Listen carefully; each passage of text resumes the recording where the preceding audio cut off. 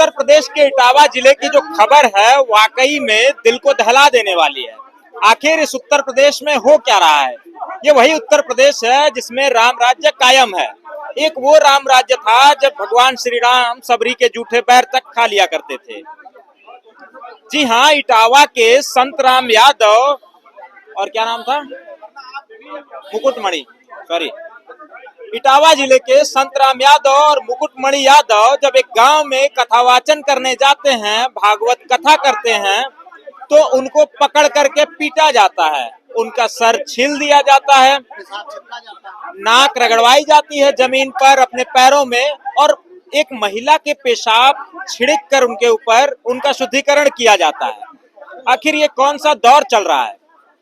ये सजा उन्हें इसलिए दी गई क्योंकि वो यादव समुदाय के थे, और जो काम यूं कहा जाता है कि जो कथा वाचन है, पूजा पाठ का काम है, उस पे एकाधिकार एक वर्ग विशेष, एक समुदाय विशेष का है, जिसे हम ब्राह्मण कहते हैं।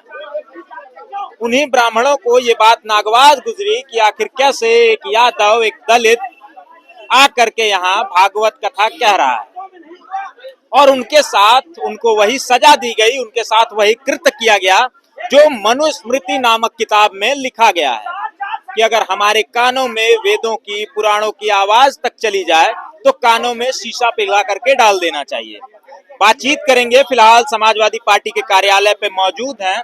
यही वो संत राम यादव और मुकुटमणि यादव आए हुए थे, जिनसे अखिलेश यादव बाकायदा मिले, 51 हजार रुपए की मदद करने की घोषणा की, और जो भी सामान उनका छीना गया था उन्होंने कहा है कि वो सामान भी वापस दिलाएंगे और आप लोगों को न्याय दिलाएंगे। बातचीत करेंगे, हमारे साथ समाजवादी पार्टी के नेता दारा सिंह जी हैं। बातचीत करते हैं, कैसे आप इस पूरे प्रकरण को देखते हैं? देखिए, आप पहले ये देख लीजिए, चुनाव आता है तो ये सामंतवादी लोग, संविधान को न मानने वाले लोग, यादव हो, निषाद हो, प्रजापति हो, कुम्हार हो, मल्लाह हो, राजभर हो, इनको हिंदू बना लेती है।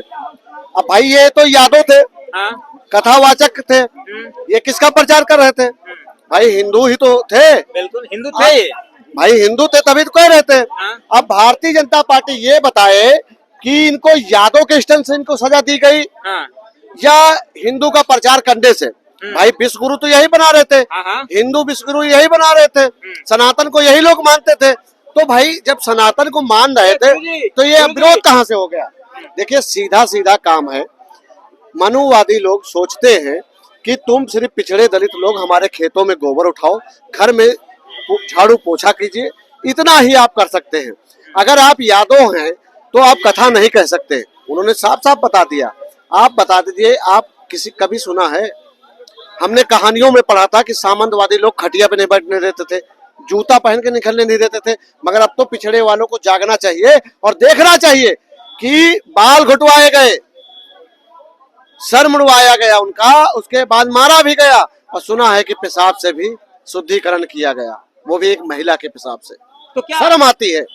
ये कहना चाहते हैं कि यादव जो है उनका काम खेती करना, गाय भैंस चराना, हरवाही और चरवाही करना ही है। हाँ, ये इतना करोगे तो वो खुश रहेंगे वो लोग।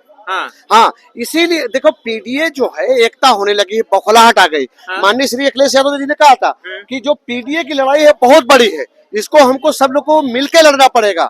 ये कभी क्या लेके आ जाएंगे, कभी क्या करने आ जाएंगे, ये आएंगे पीडीए को तोड़ने, और हमारा पीडीए समाज एक क्वार्टर की दारू पे बिक जाता है। दुख हमें होता है। आज हमारे माननीय श्री अखिलेश यादव जी ने कह दिया कि अगर वो लोग हिंदू हैं और हमें लोगों को हिंदू नहीं समझते हैं तो हमारा दान और दक्षिणा चंदा लेना बंद कर दे, उसका बहिष्कार कर दे। वो भारतीय जनता पार्टी वाले जो संविधान को नहीं मानते हैं, वो ये कानून बना दे कि सिर्फ ब्राह्मण जो है वही कथावाचक होगा, बाकी किसी जात का आदमी चाहे जितना विद्वान हो वो कथावाचक नहीं हो सकता। बोले भारतीय जनता पार्टी के नेता लोग। और भी लोग हैं, बातचीत करेंगे। कैसे देखते हैं पूरे प्रकरण को? जिस तरीके से आज अखिलेश यादव ने ये बात कही कि नहीं, एक प्रभुत्ववादी लोग, गुंडे टाइप के लोग, सामंतवादी टाइप के लोग जो वहां पे बैठे हैं वो अपना एकाधिकार समझते हैं, और उन्होंने भारतीय जनता पार्टी को भी घेरते हुए कहा कि वो ऐसा नियम क्यों नहीं बना देती है कि ये पूजा पाठ जो करना है, भागवत कथाएं जो कहनी है, इस पे एकाधिकार केवल एक वर्ग विशेष, एक समुदाय विशेष का हो। बहुत अच्छी बात कही मानी जी ने। हाँ। अगर पूजा पाठ ये धर्म का काम अगर एक समाज के लोग करेंगे तो कम से कम पूजा ही पाठ करेंगे ना, राजनीति में तो नहीं आएंगे, हर जगह जाके गंदगी फैलाएंगे। जिसको जो काम है करे, लेकिन जो पढ़ेगा, जो शिक्षा ग्रहण करेगा, जो ज्ञानी होगा वही पंडित है। अगर वो यादव समाज के लोग कथा कह रहे थे तो उनके पेट में दिक्कत क्यों हुई? क्योंकि उनकी रोजी रोटी का सवाल है। ये अगर आपकी माइक है, अगर मैं आपकी माइक छीनूं तो आपको कष्ट होगा। ये इसीलिए उनको कष्ट हुआ है कि जो काम हम करते थे, जो हमारे पुरखे करते थे, आज ये लोग कैसे काम करने लगे। इनको तो सूत्र हमने बनाया था, लेकिन जैसे जैसे समाज आगे बढ़ रहा है और माननीय राष्ट्रीय अध्यक्ष जी ने जब से पीडीए का नारा दिया है, पीडीए के लोग चाहे यादव हो, चाहे बढ़ई हो, चाहे कुम्हार हो, चाहे लोहार हो, चाहे गौतम हो, चाहे रावत, सभी समाज ने जब से एक मुट्ठी बांधी है पीडीए की तरफ, क्योंकि सभी लोग जान गए हैं ये पीडीए वो ब्रह्मास्त्र है जो भाजपा को पूरी तरीके से खात्मा कर देगा। और ये भाजपा की बौखलाहट है। ये जो कार्य हुआ है इटावा में, इसके पीछे कहीं न कहीं भाजपा षड्यंत्रकारी जरूर है, क्योंकि जब तक षड्यंत्रकारी भाजपा नहीं होगी तब तक कोई कार्य नहीं होगा। आप देखिए, इनको न्याय नहीं मिलेगा। और आपसे बताना चाहता हूँ बड़ी जिम्मेदारी के साथ में, जिन लोगों का वहां अपमान किया गया, उल्टे उन्हीं पे ये सरकार मुकदमा न लिखे तो बताना, क्योंकि सरकार तो माफिया भूमाफियाओं का संरक्षण करती है। सबसे ज्यादा भूमाफिया तो भारतीय जनता पार्टी में इस समय घूम रहे हैं। वो डर रही है कि पीडीए की एकजुटता से वो घबरा रही है कि आने वाले चुनाव में जो बीत गया अभी चुनाव 24 का, उसमें उसकी पतलून गीली हो गई, और आने वाला जो 27 का चुनाव है उसको डर सता रहा है कि हम सत्ता से बाहर जाएंगे। और सत्ता से 110% भारतीय जनता पार्टी 27 में उत्तर प्रदेश से जाएगी। इन्होंने जो कृत्य किया है, ये सोच रहे होंगे कि अगर हम इनका अपमान कर देंगे, कथावाचकों का इनका सम्मान गिरा देंगे, मूत्र छिड़केंगे अपना, और इनके चोटी काटेंगे, इनका सर मुड़वा देंगे, तो ये अपमानित होकर के कथा नहीं करेंगे। लेकिन उनको कहाँ पता है कि पीडीए के भगवान आदरणीय अखिलेश यादव जी हमारे ऐसे नेता हैं जिसको जमीन से उठा करके सुपरस्टार बना देते हैं।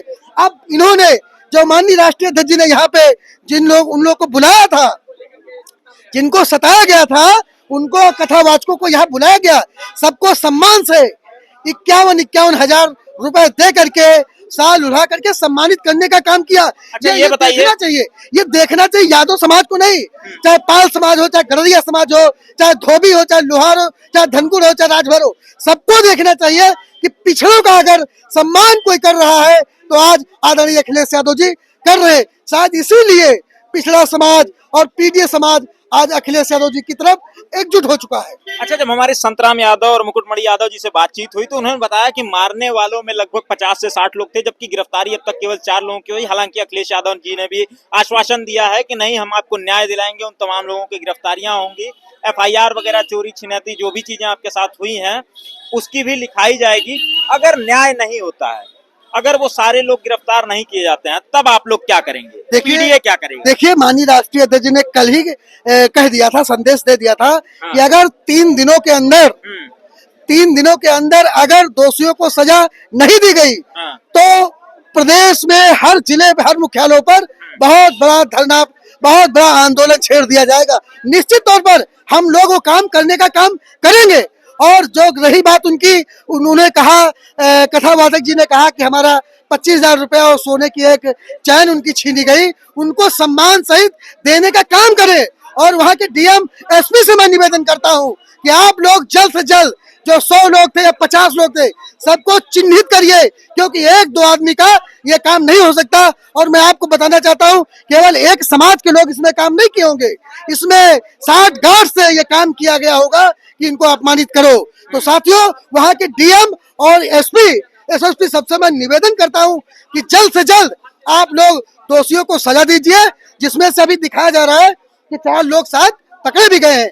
मैं निवेदन करता हूँ जल्द से जल्द उनको जेल के अंदर डाला जाए, नहीं तो हम समाजवादी लोग राष्ट्रीय अध्यक्ष जी का दिया हुआ एक दिन अभी बाकी है। अगर कल तक कुछ नहीं हुआ तो कल शाम तक सड़कों पे हम लोग आंदोलन करने के लिए उतर जाएंगे। तब जिम्मेदारी मुख्यमंत्री और शासन प्रशासन की होगी इसकी। ठीक है, ये हमारे साथ समाजवादी पार्टी के तमाम वो नेता थे, इनके अंदर कितना आक्रोश है इस घटना को लेकर के, और हो भी क्यों ना, क्योंकि खास करके वो उपेक्षित वर्ग, वो हाशिए पे खड़ा वर्ग जिसको लगातार सताया गया, जिसे मौका नहीं दिया गया, जिसे बोलने तक नहीं दिया गया, जिसे पढ़ने तक नहीं दिया गया, चलना भी था तो चप्पल सर पे रख के चलना था उन लोगों के सामने खटिया चौकी पे यानी कुर्सियों पे कोई बैठ नहीं सकता था। तो हो भी क्यों ना। फिलहाल आप क्या सोचते हैं इस मुद्दे के बारे में वो कमेंट्स के माध्यम से बताइएगा। हम जल्दी मिलेंगे अगली वीडियो में, तब तक के लिए नमस्कार, जोहार।